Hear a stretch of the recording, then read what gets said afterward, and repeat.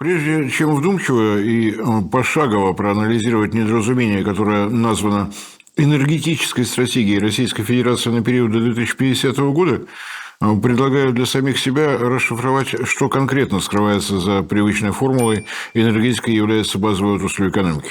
Думаю, что многие из вас, уважаемые зрители и слушатели, наталкивались либо на эту идиому, либо на нечто похожее. Это действительно именно так, но формула в таком виде излишне лаконична. Значительно правильнее чуточку иная. Энергетика – это фундамент для экономики и база для развития уровня жизни любого государства. Но это не все. Давайте ногами на землю. Давайте без спешки, без суеты разберем, что именно скрывается за словом «энергетика» в третьем десятилетии 21 века. Для начала, по секрету, никому не говорите. Для меня интереснее всего энергетика ровно одной конкретной страны – России. Нет, энергетика наших ближайших соседей, мировая энергетика в целом, это тоже чрезвычайно важно, интересно и местами даже увлекательно. Я даже не думаю спорить по этому поводу. Но как-то вот так сложилось, что для меня Россия была, есть и будет на первом месте. И против лозунга «Сделаем Россию снова великой» я пойти никак не могу. Если без философии, то энергетика России уникальна. Уникальна не потому, что это новая такая политическая установка, а по совершенно объективным причинам. Россия – страна, которая распростерлась от субтропиков на юге до студеной Арктики на севере и на 11 часовых поясов с востока на запад. С невероятно разной плотностью населения в наших регионах и с такой неожиданной, нигде не встречающейся неосвоенностью собственной территории. Знаю, что есть попытки сравнивать наши условия с американской Аляской, с севером Канады и Финляндией. Но, как говорится, есть нюанс. Там, где американские, канадские, финские геологи совершают невероятно мужественные подвиги и покорение дикой природы, мы с вами просто живем и работаем. Наша арктическая зона – это 20% нашей территории, 5,5 миллионов квадратных километров. Вот тут формула про значимость энергетики выглядит еще брутальнее. Энергетика – базовая отрасль экономики и основа для физического выживания населения. Как там у всех остальных, пусть они сами и думают, а у нас вот так. Кстати, я не очень понимаю, на основании чего именно к нашей арктической зоне отнесены только 9 субъектов Федерации. Мурманская область, Ненецкие, Ямало-Ненецкие и Чукотские автономные округа, частично Якутия, Коми, Архангельская область и Красноярский край. Прошу прощения, климат Камчатки, Магаданской области, северных районов Хабаровского края и Амурской области – это точно тропики? Мое сугубо личное оценочное мнение. Границы арктической зоны России должны совпадать с границами вечной мерзлоты, площадь которой 11 миллионов квадратных километров, то есть почти 65% нашей территории. Возможно, я глубоко заблуждаюсь, но то, что Мурманск в арктической зоне, а Якутск в нее не входит, это выше моего понимания. Не понимаю я административного мудрствования. Моя логика до предела проста. Есть вечная мерзлота под ногами. Все, мы в арктической зоне. Для нежелающих с этим соглашаться добро пожаловать в Якутск в феврале. Вот прямо оттуда и спорьте, пока челюсти не смерзнутся на тамошних минус 60. Понимаю, что спорный тезис, но мое мнение простенькое. На 2/3 территории России энергетика – основа физического выживания. База для развития экономики и повышения уровня жизни. Желающих подискутировать приглашаю в комментарии. Доказательством сказанного, пусть и косвенным, является простой факт. 70% первичных энергетических ресурсов, используемых в России, идет на генерацию тепловой энергии, и только 30% на генерацию энергии электрической. Прямое следствие. Любые заявления о том, что в нашей стране баланс энергетики невероятно зеленый, низкоуглеродный – лукавство. Удивительно, но тоже факт. У нас нет статистики не только того, что именно используется для обеспечения теплом, но даже того, сколько именно в России котельных по городам и по весям. Благодарны мы за это должны быть тем милым людям, которые сумели ликвидировать Министерство ЖКХ. Они просто молодцы. Хотя хочется сказать немножко другие слова. Или слова этажа так в 3-4. В нашем достославном Министерстве строительства и ЖКХ департамент ЖКХ имеет штатное расписание в 35 человек. Вот какой с них спрос, даже если каждый сотрудник там о 7 пядях во лбу. Похоже, специально для того, чтобы еще тщательнее засекретить данные по котельным, придумали еще один талантливый трюк. В ведение Министерства энергетики попадают только те тепловые генерирующие мощности, которые одновременно вырабатывают электрическую энергию. В результате данные по ТЭЦ и по ГРЭС у нас имеются, а вот по котельным их нужно собирать по самым разным источникам, а ответственных за такой анализ у нас просто нет. Вроде бы, как бы. У нас в стране 48 тысяч котельных. Но в эти данные не входят ведомственные котельные. Сколько у нас ведомств, которые сами себя теплом обеспечивают, представляете?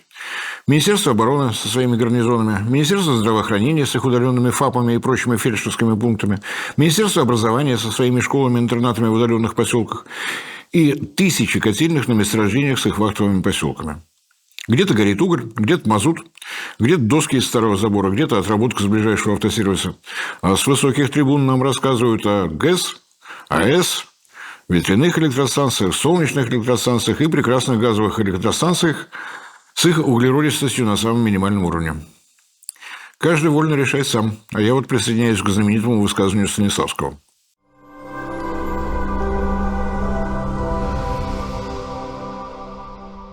Причины, по которым я предлагаю столь внимательно присмотреться к генерации именно тепловой энергии, мне кажутся очевидными.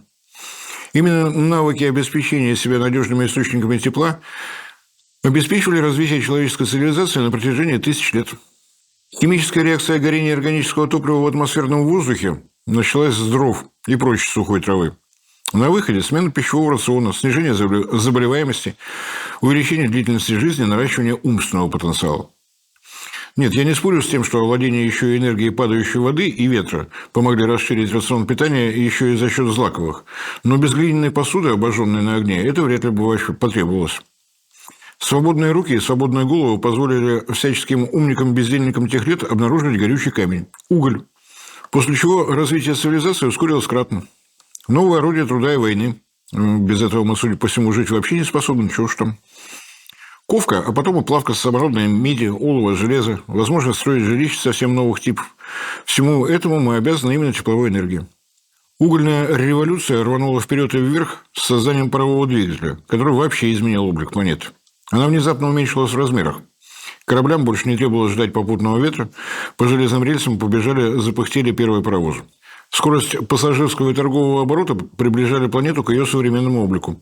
А возможность выделить из своей популяции тех, кто уже профессионально занимался развитием науки и технологий, ускоряла и ускоряла наше развитие. В 1853 году произошло еще одно поистине революционное событие, о котором мы почему-то вспоминаем крайне редко. Вот вам, уважаемые зрители и слушатели, известны достославные имена Игнатия Лукасевича и Яна Зеха? Подозреваю, что едва ли. А два этих австрийских аптекаря заслуживают славы, почета и благодарной памяти и ныне и присно во веки веков, поскольку именно они явили миру настоящее чудо света – керосиновую лампу. По всему Мировому океану ударили в небо праздничные фонтаны воды. Это киты радовались возможности выжить, поскольку человекам больше не требовалось ворвань – китовый жир. У нас внезапно удлинился день. В наши дома пришел надежный, безопасный источник света, для которого больше не требовалось искусство ловкой разделки поленьев, добычи наименее вонючих сортов масла и сражений с пчелами, у которых требовалось отобрать воск. Так что будьте добры запомнить. 1853 год. Игнатий Лукасевич и Ян Зех обеспечили поэта знаменитой строкой «Ночь, улица, фонарь, аптека». Ну, а если без стёба, то благодаря именно керосиновой лампе в нашу жизнь ворвалась нефть-матушка. Ее переработка, экологичность которой в то славное время почти не интересовала, осваивалась быстро, и в ход пошли другие ее продукты – мазут, дизельное топливо и бензин. А там и до гудрона с асфальтом дело дошло. Что характерно, то создание двигателей внутреннего сгорания по времени совпало с пониманием законов электричества и магнетизма. Повезло, конечно, поскольку как же без свечей накаливания и свечей зажигания? В начале прошлого века энергетика уже могла похвастаться целым набором своих отраслей – биоорганического топлива, угля, нефти, вовсе не забытой ветровой энергии и энергии падающей воды. Но самая продвинутая отрасль энергетики конца позапрошлого – начала прошлого века – безусловно, электроэнергетика, в которой коренной перелом произошел в 1888-1890-х годах. В 1888 году молодой сотрудник берлинской компании Allgemeine Elektrizitäts Gesellschaft, не узнаете в гриме? АЭГ, всеобщая электрическая компания, конечно же. Молодого сотрудника звали Михаил Осипович Долево-Добровольский, величайший инженер электроэнергетики в мировой истории. Любые попытки возвести на этот трон какого-то там Теслу – чушь и бред. Имя этого неудачника годится разве что для попсовых кинофильмов. 1888 год. Долево-Добровольский разрабатывает и своими руками создает первый трехфазный генератор переменного тока мощностью 2,2 киловатта, от которого он привел в действие свой первый трехфазный двигатель мощностью 100 ватт. Разве не красавчик? Рабочий, между прочим, так экземпляр, хранится в Московском политехническом музее. Годом позже Михаил Осипович изобрел и создал трехфазный трансформатор, на чем создание современного пейзажа электроэнергетики, в общем-то, было завершено. Все остальные нововведения на фоне этих трех фундаментальных изобретений смотрятся как архитектурные завитушки. Тесла и его двухфазный ток с той поры нервно курят в сторонке. Это просто факт. 1891 год. Всемирная электротехническая выставка. Величайший триумф Далево-Добровольского. В 175 километрах от Франкфурта на Майне, где проводилась выставка, в местечке Лауфен турбина гидроэлектростанции привела в действие трехфазный генератор. 3 медных провода на высоте 8 метров на 3000 опор. Напряжение в этой сети невиданное до той поры величины – 8500 вольт. Трехфазный понижающий трансформатор и трехфазный асинхронный двигатель в выставочном павильоне. Двигатель приводил в действие гидравлический насос, который подавал воду для ярко освещенного 10-метрового декоративного водопада, да еще и освещенного 1000 ламп накаливания. Эффектно.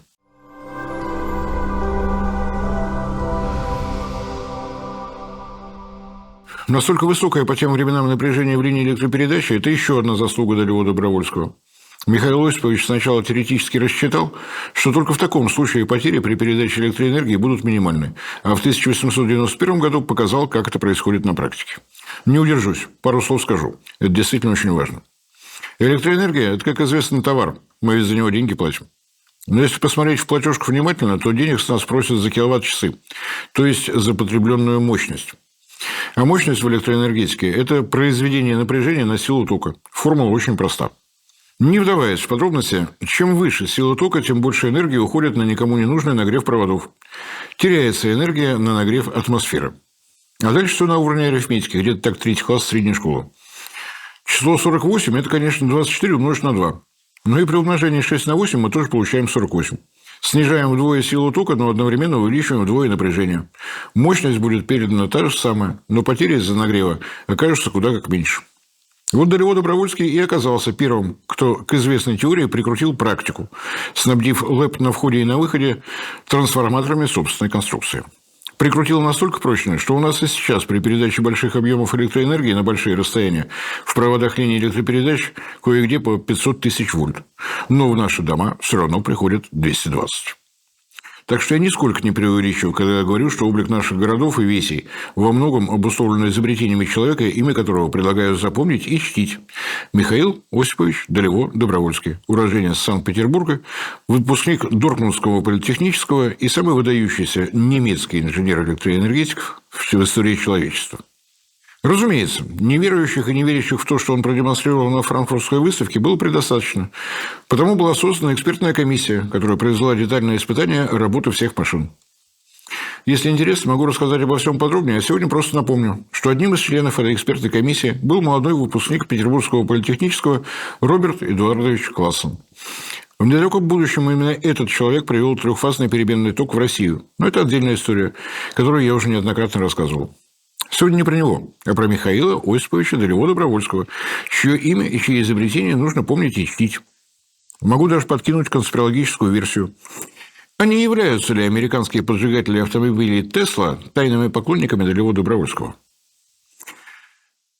Если бы царские власти не выгнали из страны студента Рижского политехнического института, глядишь, история России могла бы оказаться куда как другой. Но безусловным лидером мировой электротехники и электроэнергетики надолго стала Германия. Досадно. С того момента, как в мир энергетики пришла электроэнергия, появилась еще одна тенденция. Все последующие этапы ее развития уже невозможно связывать с именами отдельных ученых, изобретателей и инженеров. Невозможно найти именно тех, кто привел в энергетику природный газ, кто первым задумался о возможности создания геотермальных и приливных электростанций. И даже замысел создания первой в мире атомной электростанции принадлежит не персонально Игорю Васильевичу Курчатову, а целому коллективу сотрудников легендарного спецкомитета. Нет у нас имен тех, кто предложил вернуть в энергетику на новом технологическом уровне солнце и ветер. Ну, кого это волнует, если по-честному-то? Работает и работает. Пользу приносит, а это самое главное. Давайте перечислим отрасли энергетики, которые обеспечивают основные черты нашей с вами цивилизации на день сегодняшний. Уголь и природный газ обеспечивают нас электрической и тепловой энергией. Природный газ становится еще все более и более распространяющимся видом моторного топлива. И уголь, и газ – сырье для глубокой химической переработки во многих и многих странах. Вот только переработка угля в нашей с вами стране пока только красивые слова, отказывающиеся превращаться в действие. Нефть обеспечивает работу миллионов двигателей внутреннего сгорания во всех мыслимых и немыслимых видах автомобилей. Но не только. Как тарахтели дизельные двигатели в укромных уголках, так тарахтят, нередко выручая нас в случае аварии и прочих ЧП. Не исчезли и мазутные электростанции. В нашей Мурманской области, на Камчатке, в Швеции, на Кипре. А кое-где в Африке, безо всяких шуток, топят электростанции даже сырой нефтью.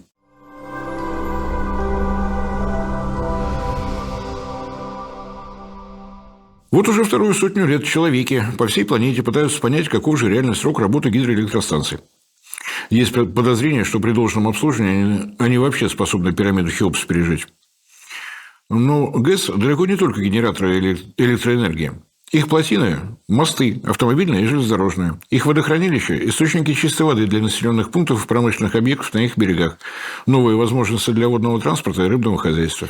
Я верю, пройдут годы, и даже наше многоуважаемое правительство и глубоко почитаемое Министерство энергетики вынуждены будут согласиться с этими фактами. Просто не все же сразу-то.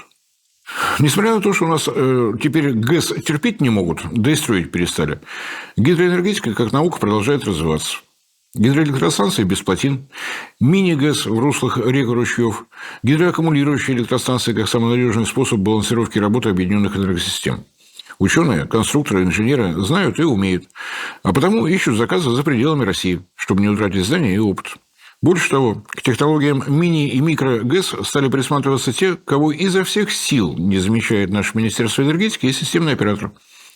Разработчики и создатели объектов малой распределенной энергетики. Распределенной малой энергетики нет ни в одном правительственном документе, касающемся перспектив развития российской энергетики. Она развивается не благодаря, а исключительно вопреки.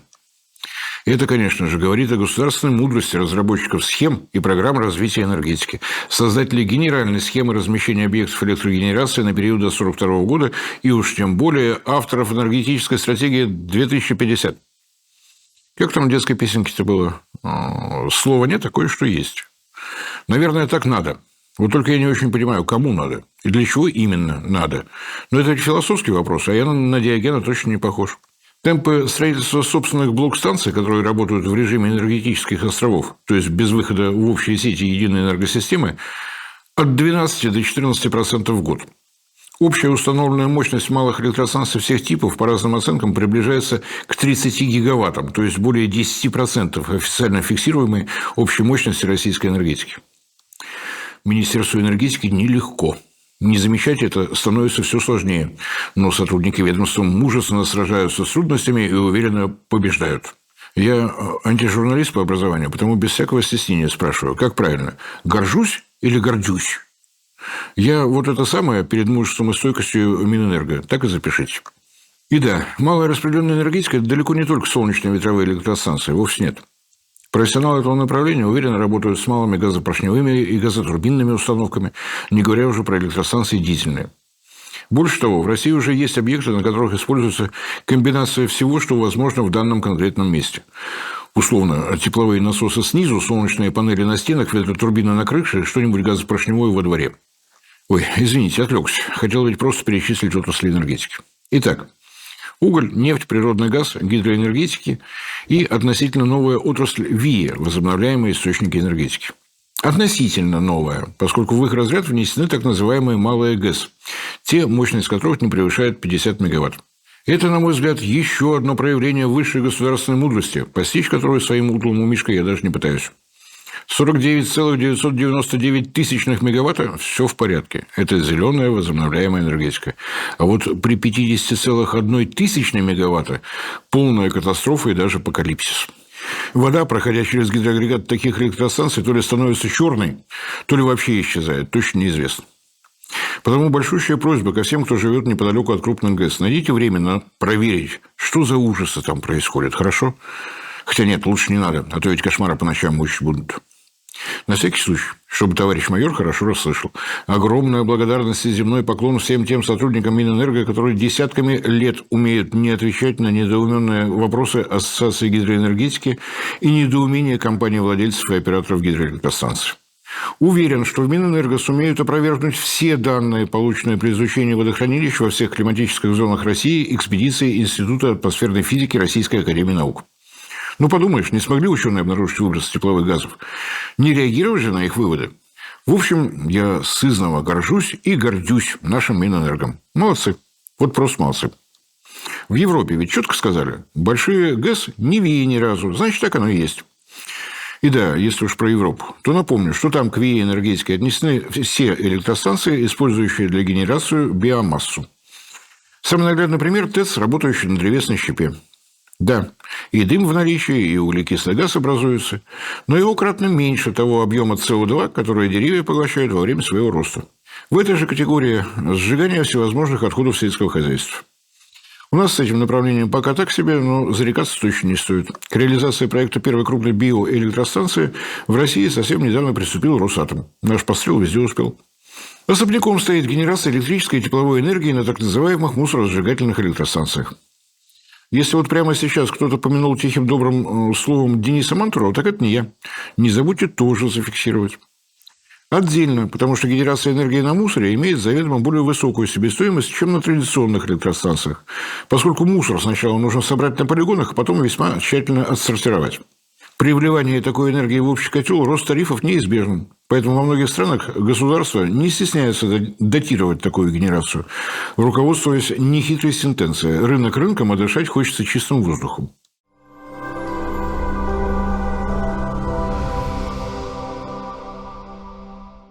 Как и что с этим направлением получится у нас, будем знать, насколько я понимаю, уже в ближайшее время. К ВИЭ относится и геотермальную энергетику, но на день сегодняшний в России только 3 геотермальных электростанции. С одной стороны, для их создания требуются весьма специфические условия, с другой, профессионалы отрасли уверены, что такие условия у нас имеются не только на Камчатке, но и на Кавказе, и на Курильских островах. Так что предлагаю на всякий случай поставить галочку. Потенциальные возможности у нас имеются. И, конечно, вершина развития энергетики на сегодняшний день – энергетика атомная. Мне кажется, по этому поводу я наговорил предостаточно, чтобы сегодня не погружаться в детали. Как бы это полаконичнее сформулировать-то? Атомные электростанции убедительно доказывают, что зависимость от расходов на логистику по доставке топлива можно свести к минимуму. Доставлять 100 тонн топлива в год вместо миллионов тонн угля или миллиардов кубометров газа – это удобно. АЭС убедительно доказывает, что зависимость стоимости генерируемой электроэнергии от стоимости топлива может быть сведена к минимуму. 70% зависимость в случае тепловых станций против 7-8% у атомных электростанций. АЭС убедительно доказывает, что атомная энергетика обеспечивает расцвет какого-то невероятного пучка технологий. Только перечисление всех новых проектов Росатома занимает минут 10, если речитативом. Для энергетики же России важнее всего то, что Росатом пошел на условный слом традиций, начав строительство не только гигаваттников, но и атомных станций малой мощности в Якутии, плавучих атомных электростанций для Чукотки, начав проектирование 600-мегаваттных блоков. Чем больше ассортимент по мощностям, тем больше уверенность в том, что вклад атомной корпорации в развитие российской энергетики будет расти и расти. А это тем более важно, что Росатом на сегодня сохраняет государственную подчиненность организационно и стремление отстаивать государственные интересы, так скажем, идейно. Это, на мой взгляд, отчетливо видно потому, что Росатом соглашается брать на себя вне привычных рамок утилизацию особо опасных отходов, проекты в сжиженном природном газе, в аддитивных технологиях, в добычных проектах по редкоземам и до кучи еще и титановых руд, в технологиях композитных материалов и далее по списку. И пока многие деятели продолжают по бумажке зачитывать непонятные им самим слова про технологический суверенитет России, Росатом молча экспортирует наши технологии по всему миру, расширяя самым мирным способом сферу нашего влияния. Но, с другой стороны, внутри России Росатом работает по правилам, определяемым правительством, то есть самостоятельность корпорации ограничена достаточно жестко. Себестоимость вырабатываемой на АЭС электроэнергии по так называемым правилам нашего так называемого рынка никак не влияет на рост тарифов, который не думает останавливаться. Впрочем, об этом позже. Итак, определились с отраслями энергетики. Уголь, газ, нефть, гидроэлектростанции, возобновляемые источники энергии и атомные электростанции. Размялись, поскольку дальше будет немного сложнее. 3 главных требования к энергетике со стороны нас с вами, конечных потребителей, подсказывает логика: надежность, обеспеченность, безопасность. В годы советской власти действовало и 4-е незыблемое требование – максимальная экономическая эффективность. Это я про те самые 3 копейки за киловатт-час на протяжении десятилетий. Время такое было, когда аксиомами были 2 простых положения. Энергетика должна развиваться опережающими темпами, обеспечивая развитие экономики и рост уровня жизни. Сейчас об этом говорить не принято. Сейчас у нас новая аксиома. Законы государства должны обеспечивать энергетическим компаниям гарантированный возврат инвестиций. А все прочее второстепенно и даже третьестепенно. Обеспечение электрической и тепловой энергии нам теперь гарантируют рыночные правила. Не мной сказано. Я до такой дичи додуматься никогда бы не смог. Один из основных признаков рыночной конкурентной экономики – так называемая эластичность спроса. Она же невидимая рука рынка. Если цены на тот или иной товар становятся слишком высокими, потребители отказываются приобретать такой товар, тем самым давая рыночный сигнал производителям и торговцам о необходимости снижения этих цен.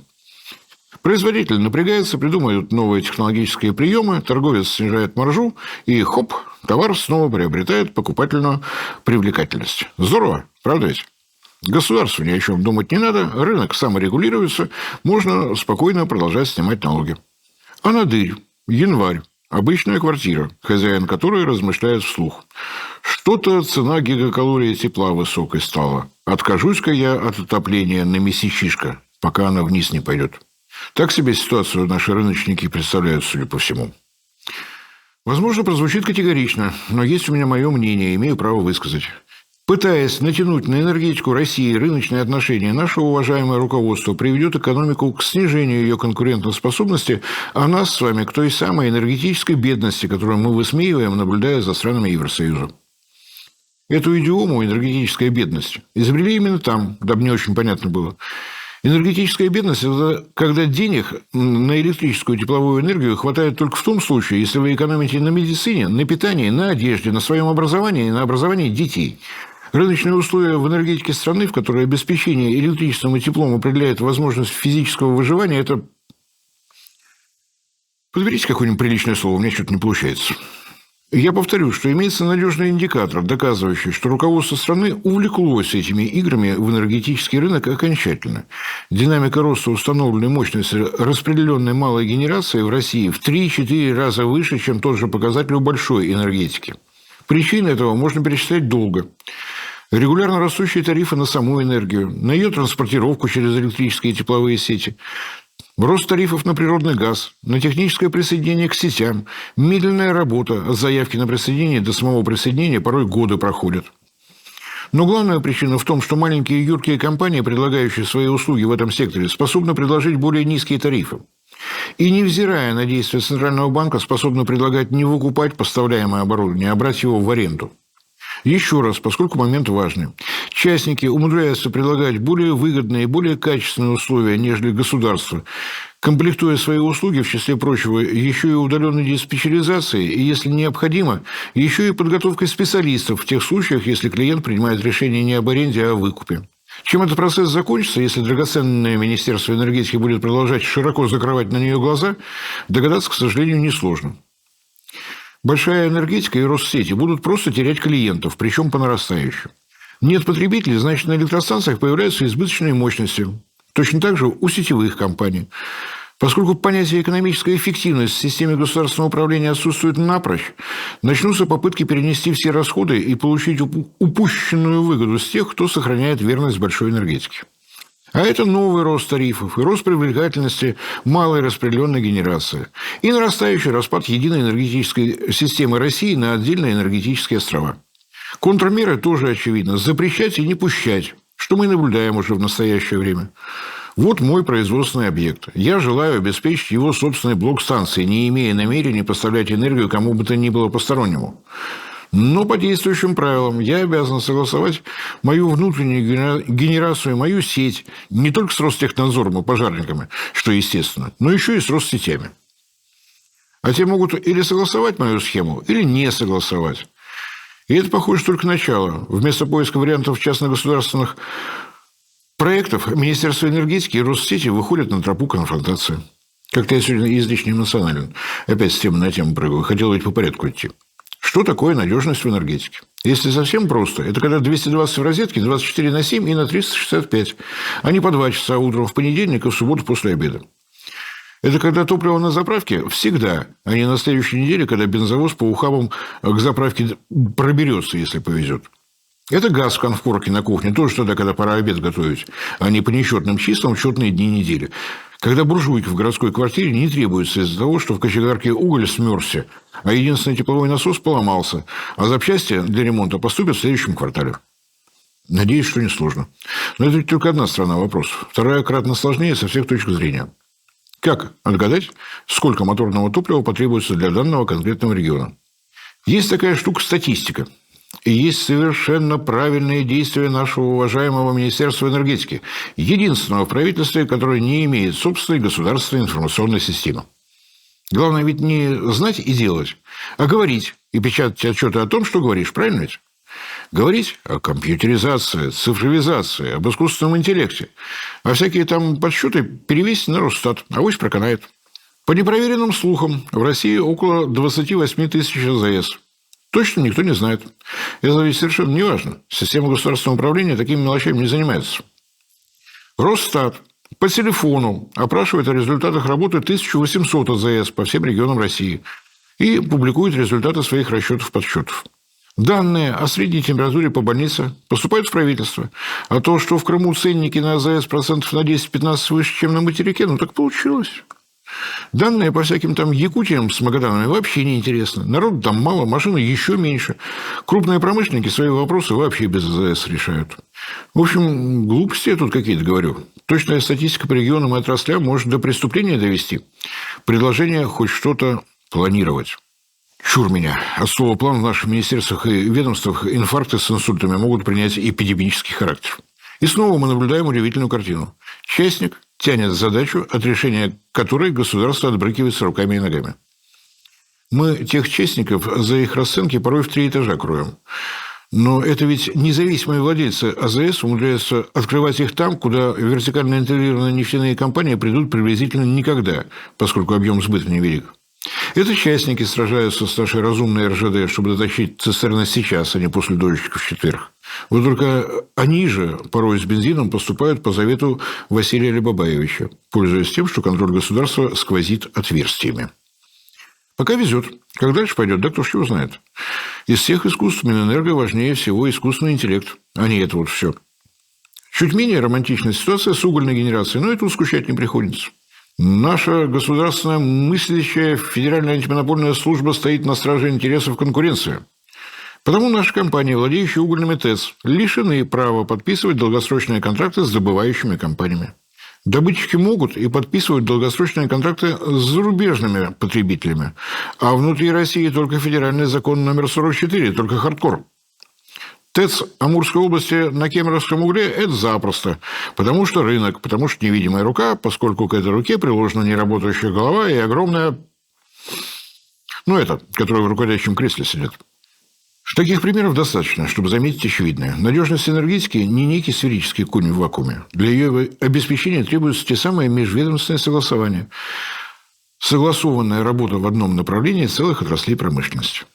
Нынешнее Министерство транспорта объединило существовавшие в советские времена Министерство путей сообщения, Министерство речного транспорта и Министерство автомобильных дорог.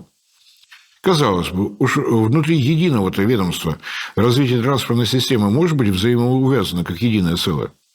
Но что мы видим?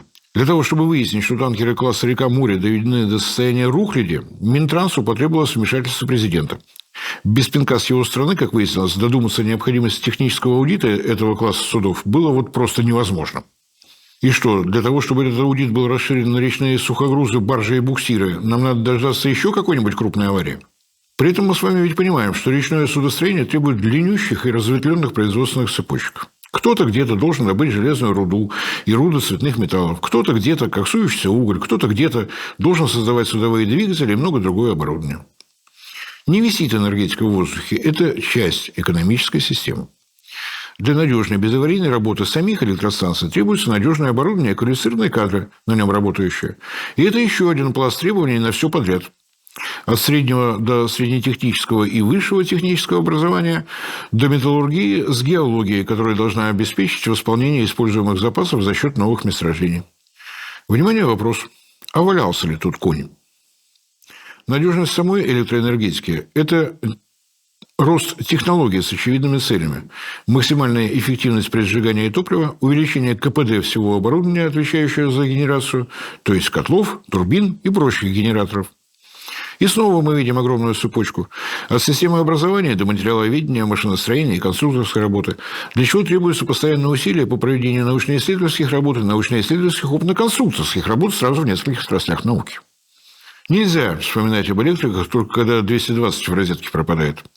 Нужно помнить, что наличие бензина на заправке зависит, в числе прочего, от своевременных дноуглубительных работ, качественного преподавания в колледжах, и чтобы экскаватор на карьере в Курской области вовремя отремонтировали, а кочегар уголь от дождя брезентом накрыл еще вчера. И как бы кто ни потел при слове «план», в самой северной стране планеты развитие энергетики без него никак. Без него бы на имеющемся уровне удержаться. В том числе и потому, что как в советские времена не было должного внимания и уважения к работникам электроэнергетики и ЖКХ, так и сейчас его нет.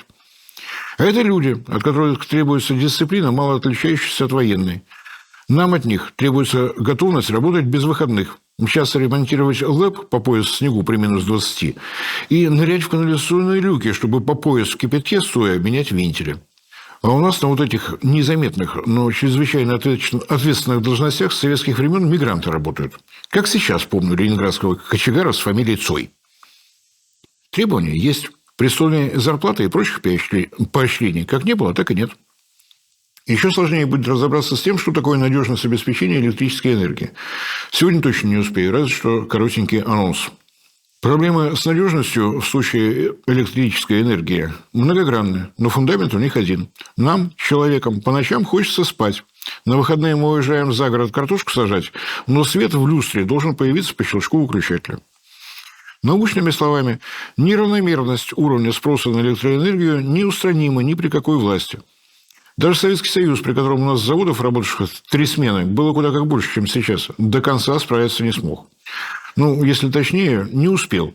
Хотя сделано было много, в том числе и совершенно революционного, нигде ранее не виданного. Это, конечно, создание единой энергетической системы, в которой 11 часовых поясов стали производственным фактором, и о централизованном теплоснабжении, которое КПД электростанции подняло не на несколько процентов, а в 2 с лишним раза. Фокус-покус про 3 копейки за киловатт-час. Только со стороны простенькой. С технологической и организационной точки зрения это было очень сложно. А с инженерной невероятно красиво. Торопиться нам некуда. Энергостратегия у нас аж до 2050 года как бы просчитана, а господин министр энергетики, помнится, обещал еще одну разработать. Вообще до 2100 года.